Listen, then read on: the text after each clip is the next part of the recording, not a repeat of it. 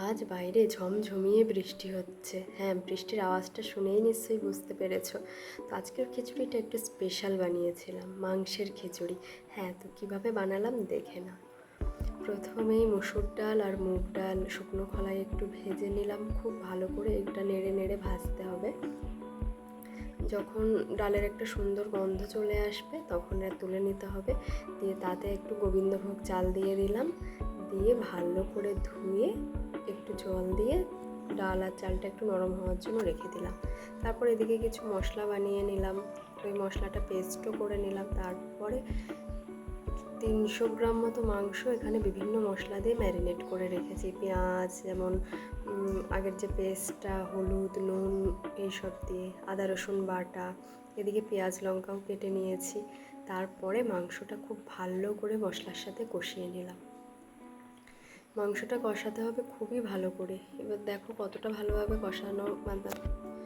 কষিয়েছি। তারপর কষাটা তুলে নিলাম একদিকে। তারপরে কড়াইতে তেল, তেজপাতা, পেঁয়াজ এইসব দিয়ে চাল ডালটা দিয়ে ভালো করে একটু ভেজে তারপর জল ঢেলে দিতে হবে।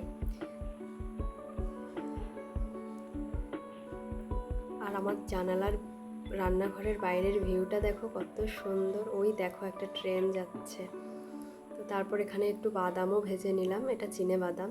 এদিকে খিচুড়ি প্রায় 60% মতো হয়ে এসেছে। তো ভালো করে নেড়ে নুন হলুদ দিয়ে ঢাকা দিয়ে দিলাম। তারপর দেখো এখানে পুরোই হয়ে গেছে। তারপরে ওতে কষিয়ে রাখা মাংসটাও দিয়ে দেওয়া হলো, দিয়ে এটা ভালো করে নেড়ে ঢাকা দিয়ে দিলাম। না, এখানেই কিন্তু শেষ নয়। তারপরে একটু আদা রসুন কুচিয়ে নিলাম, একটু কারি পাতা, তার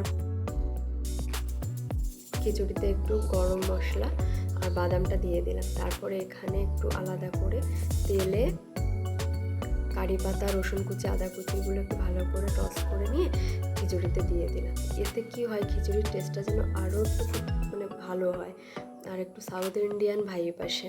তো দেখো আমার খিচুড়ি অলরেডি ডান।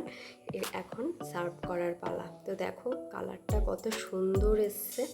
আর মাংসের খিচুড়ি তোমরাও কিন্তু একবার ট্রাই করে দেখতেই পারো এই বৃষ্টির দিনে, এত ভালো লাগে। আর তার সাথে নিয়েছিলাম হচ্ছে পাঁচমিশালি সবজি দিয়ে মাছের মাথা দিয়ে ঘন্ট। তোমরা যদি এই ভিডিওটা পাঁচমিশালি ঘন্টের ভিডিওটাও দেখতে চাও তোমাকে কমেন্ট করতে পারো, একদিন এটাও আমি শেয়ার করব। তো আজকে ভিডিওটা এই পর্যন্তই। ভালো লাগলে একটা কমেন্ট করে দেবেন, লাইক করে দেবেন। টাটা।